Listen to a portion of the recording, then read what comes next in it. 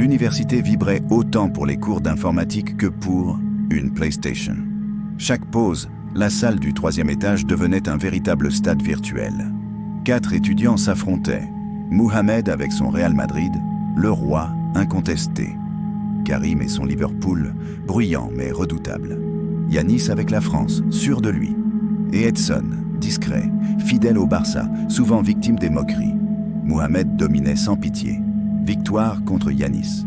Real Madrid 4-0. Victoire contre Karim. Real Madrid 6-3. Et humiliation pour Edson. Real Madrid 7-0. La hiérarchie semblait figée. Mohamed en roi, Yanis et Karim en second. Edson en souffre-douleur. Mais Edson avait un secret. Le soir, quand les autres rentraient, il restait seul dans la salle informatique, officiellement pour réviser. En réalité, il s'entraînait en cachette. Match après match, il étudiait, perfectionnait son Barça, apprenait à anticiper, à surprendre. Il préparait sa revanche. Un matin, il osa défier Mohamed. « Encore toi, tu veux une raclée ?» ricana le roi du Real Madrid.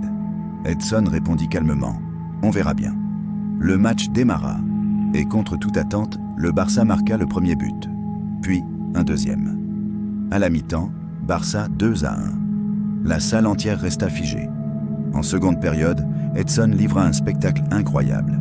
Dribble, contre-attaque parfaite, frappe enroulée, tout y passait. Mohamed, nerveux, ne reconnaissait plus son adversaire. Score final, Barça 7-1.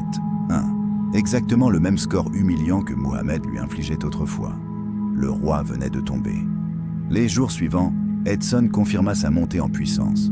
Victoire sur Karim. Barça 4-2. Victoire sur Yanis. Barça 3-1. Et une nouvelle humiliation pour Mohamed. Barça 6-0. La hiérarchie était bouleversée. Mohamed, autrefois arrogant, ne savait plus quoi dire. Karim et Yanis, eux, retrouvaient enfin du plaisir à jouer.